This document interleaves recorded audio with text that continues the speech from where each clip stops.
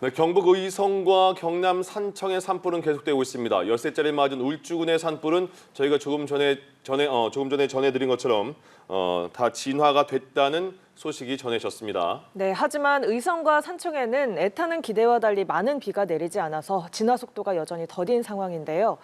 현재 전국의 산불 상황 한국열린사이버대 소방방지안전학과 백승주 교수님과 알아보겠습니다. 어서 오십시오. 안녕하십니까? 네, 예, 맞습니다. 산불이 정말 길게는 일주일 넘게 계속 이어지고 있는 상황이잖아요. 네, 네. 조금 전에 그나마 다행인 소식이 울산 울주군 온양읍의 대형 산불은 엿새째 만에 다 잡혔다. 근데 이것도 22일부터 난 산불이에요. 그러니까 굉장히 오래 걸린 건 맞잖아요. 그렇습니다. 예. 지금 그 22일부터가 그 말 그대로 그 분기점이 됐는데요. 예.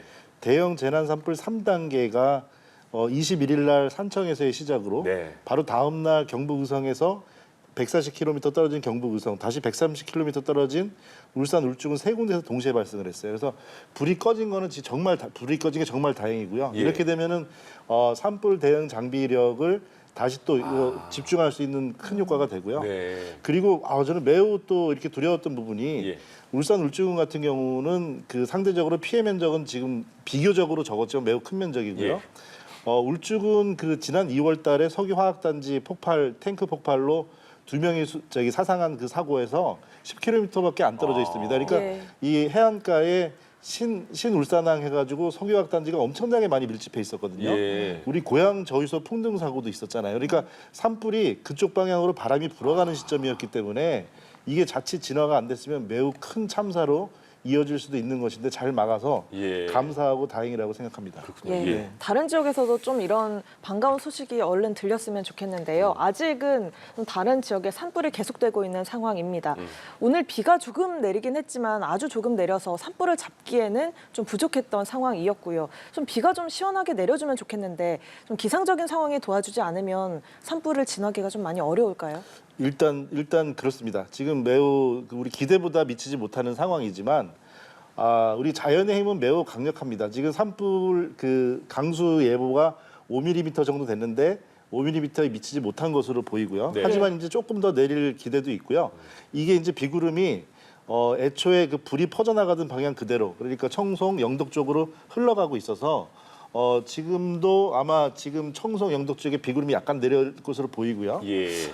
그럼으로써 예를 들어 이제 면적을 계산을 해보면 1헥타르 우리 지금 35,000헥타르를 의성 산불, 권역 산불에 소실된 걸로 지금 공식 집계가 되는데 1헥타르만 하더라도요 축구장보다 약간 큰 면적인데 우리가 예상했던 강수량 5mm 정도의 비를 채우려고 하면은 네. 어제 안타깝게 추락한 헬기가 40번 정도로 왔다 갔다 해야 됩니다. 예. 그러니까 그게 10,000헥타르면 40만 번, 3만 헥타르면 120만 번의 물을 한꺼번에 뿌려주는 꼴이 되는 거거든요. 그래서 예. 자 그런데 이제 이게 물의 힘이 그만큼 자연의 힘이 강력한데요. 워낙에 광활한 대지인데 이제 건조의 힘도 강력합니다. 네. 이 말씀을 드리는 거는 일단은 그 지금 울산 같은 경우도 어제 약간의 비가 내린 부분이 있습니다. 그게 큰 도움이 됐을 것이고요.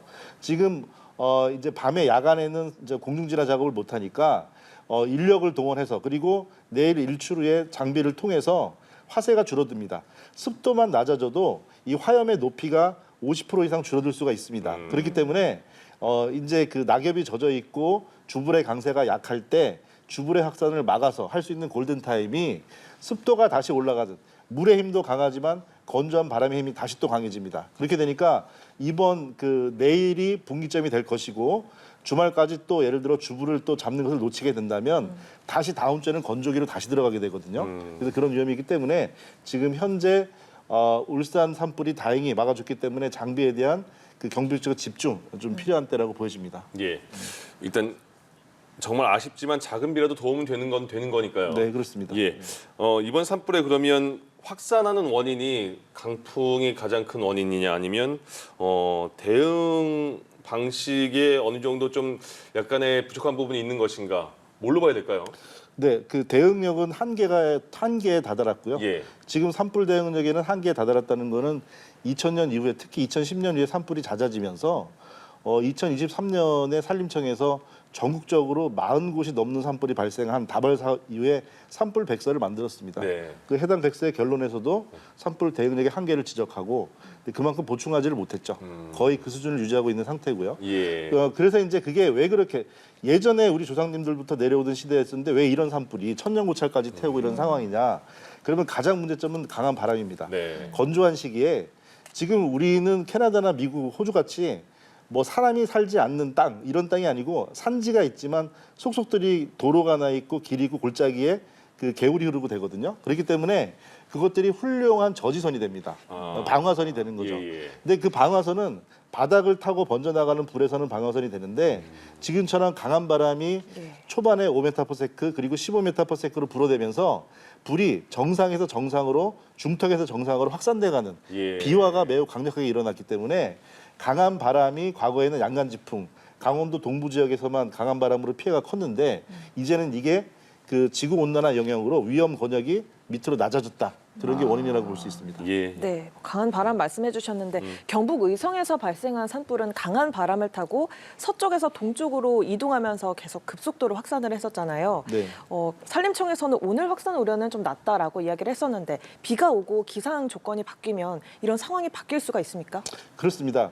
지금 의성 지역도 그 성묘개개 실화로 이제 추정이 되고 있고요. 거의 예. 확실시되고 있고 어쨌든 지금 그 청송 산불, 의성 산불, 울산 산불 전부 다 실화의 개념이죠. 그러니까 작은 불티 하나가 시작이 된 건데 이렇게 왕성하게 화재가 일어나고 바람이 부는 상황에서는 그 역시 불티가 매우 먼 거리로 지금 그 강원도 같은 경우는 2km 이상 보고된 사례가 있는데 예. 이번 산불 사고를 나중에 교훈 삼아 데이터화하면 훨씬 더 먼 거리로 날아간 것으로 보입니다. 그러니까 화선의 구역을 보면 이 불이 탄 것이 듬성듬성 이렇게 징검다리처럼 돼 있어요. 예. 그러니까 그거는 이제 비화로 확산이 된 거거든요. 근데 그런 것들 때문에 화재가 빨리 확산이 돼서 순식간에 영덕까지 그 영덕 지역 주민들께서는 그 바닷가까지 했다가 해경들한테 구조가 되고 이런 사례까지 있으셨잖아요. 예. 근데 그런 위험 상황이 있었습니다. 공중에서 그 날아가는 불 비화를 막는 방법은 아직 없나 보죠. 네, 그 비화는 우리가 이제 충분히 예상을 해야 되고요. 예. 에너지가 필요한 건데요. 이 바람이 불게 되면 일단 바람은 그 산에 있는 것들을 내리 누릅니다.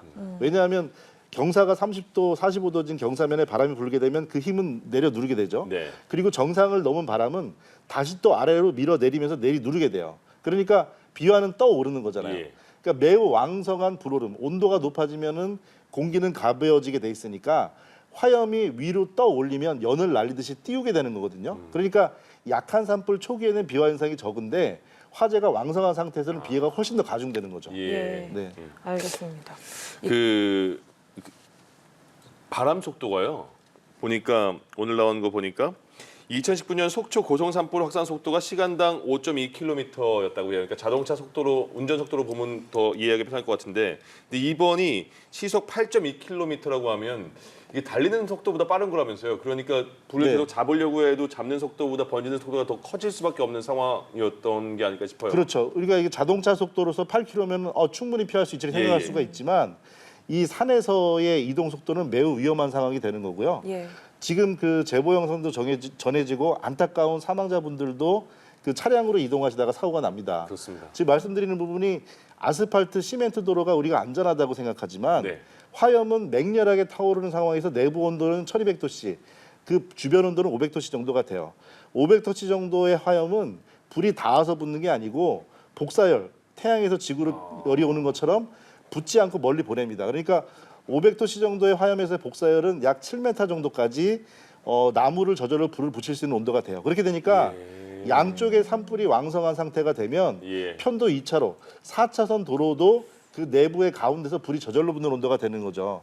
그 상태에서 고무 타이어 자동차가 지나가게 되면 네. 타이어가 녹게 되고 심지어 아스팔트가 녹아서 타이어에 붙게 되는 그런 상황까지 생깁니다. 예. 그렇기 때문에 안전하다고 생각하고 시속 8km라는 속도가 그 화염이 복사열을 가지면서 계속 병진을 하는 거기 때문에 사람도 당연히 피할 수 없는 상황이 되고 차량도 절대 안전하지 않다 예. 말씀드립니다. 예, 알겠습니다. 지금 경남 산불이 지리산으로까지 번졌다는 안타까운 소식이 들어왔었는데 무서운 확산세를 두고서 산의 지형도 언급이 되고 있고 또 그 나무의 종류까지도 언급이 되더라고요.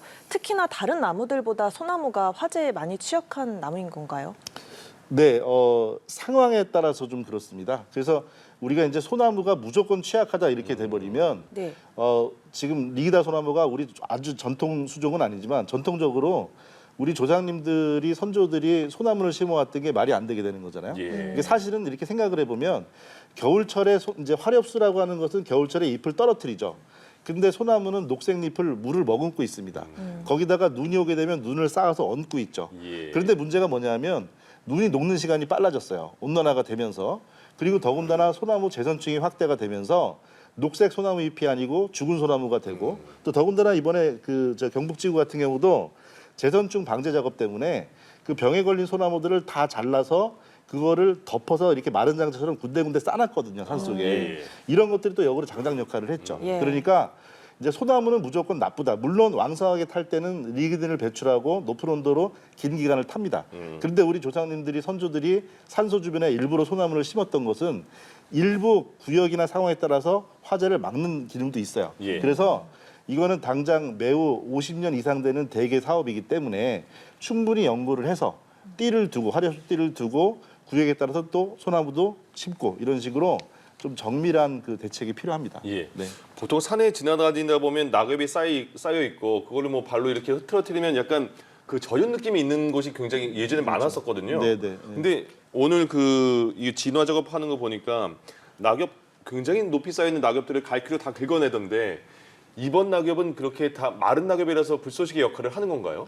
지금 그 산세가 점점 깊어지다 보니까 예.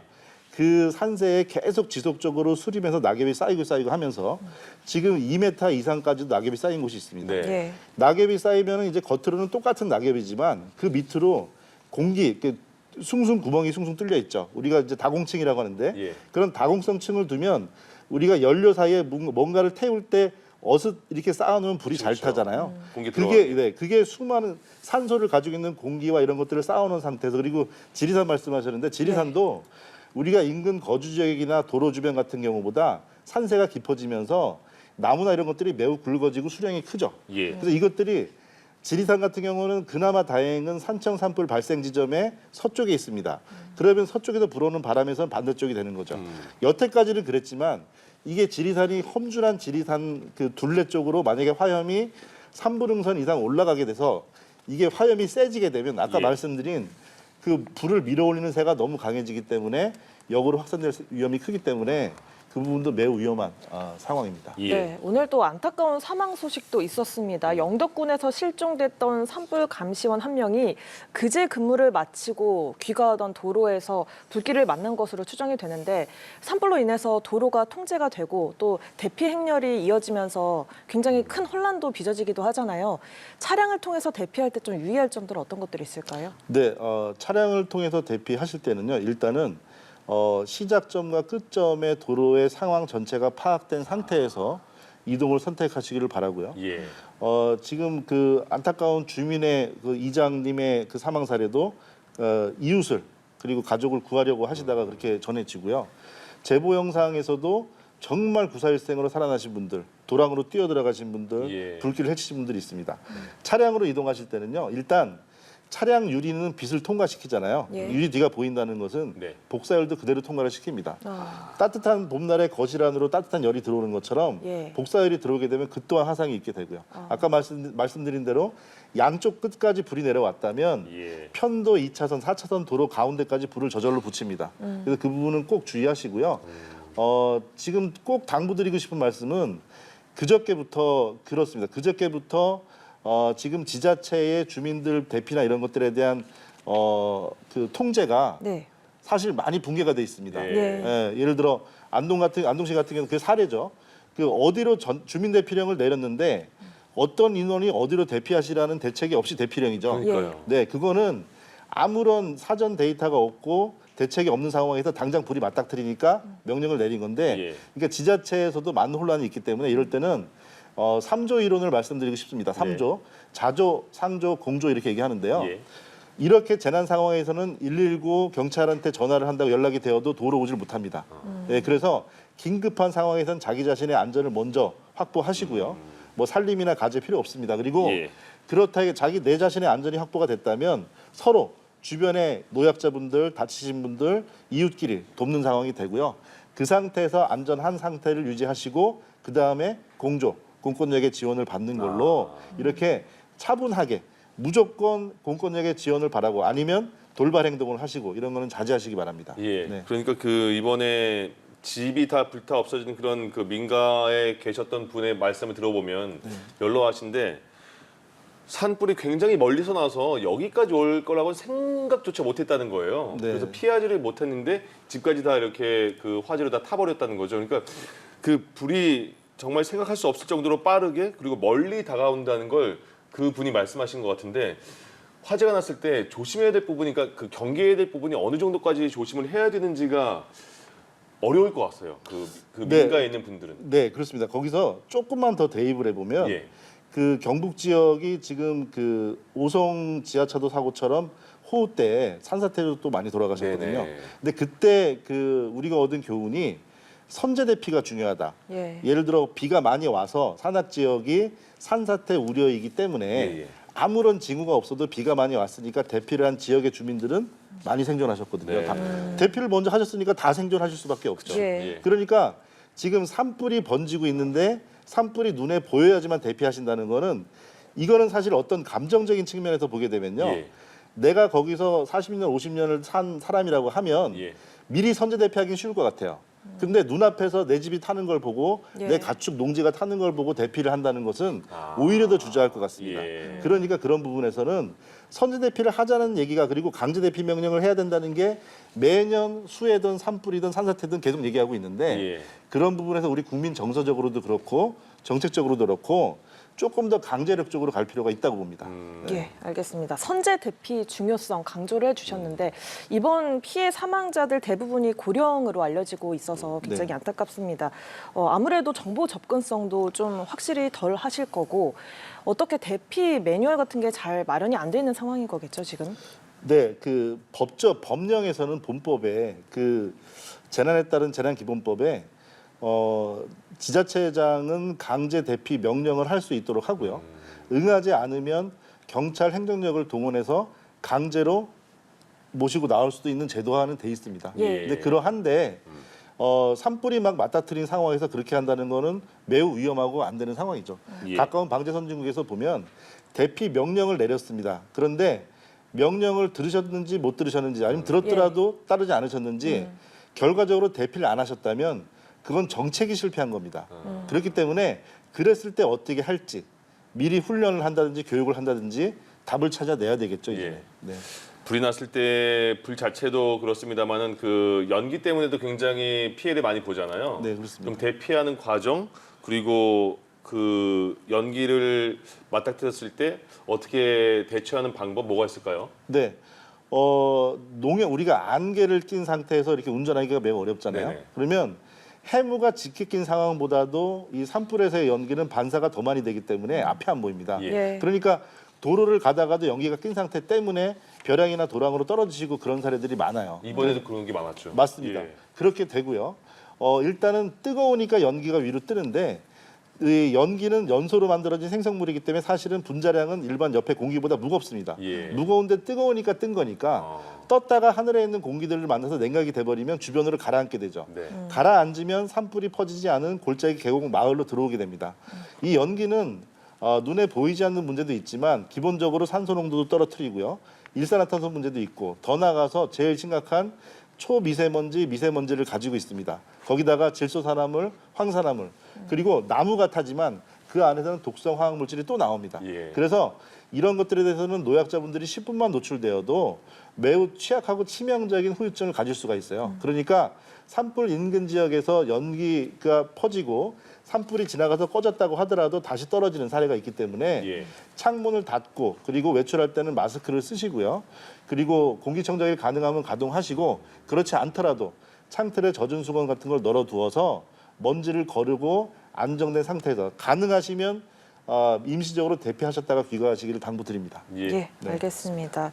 연기가 굉장히 자욱해서 오늘 헬기 작업도 좀 어려움이 있었다라는 내용도 전해지고 있고 이제 야간이라서 헬기 작업도 어렵잖아요. 네. 야간 진화 작업은 어떻게 이루어집니까? 네, 특히 오늘 밤의 야간 진화 그리고 내일의 주간 작업이 하나의 기회적인 골든 타임이 될 겁니다. 그래서 왜냐하면 당분간 또 비 예보가 없기 때문에 예. 그래서 주불 진화에 대한 부분이 있을 텐데요.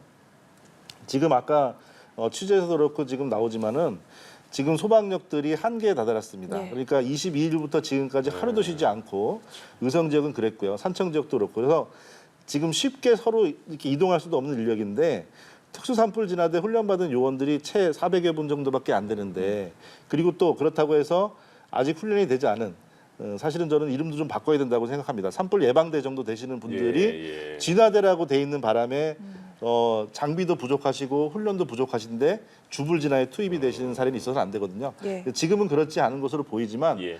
그런 부분에서 지금 그 주불을 억제를 하고요. 왜냐하면 주불의 새가 줄어들기 때문에 주불 앞에서 막을 수가 없으니까 뒤로 따라가면서 진화하는 방식밖에 취할 수가 없었거든요.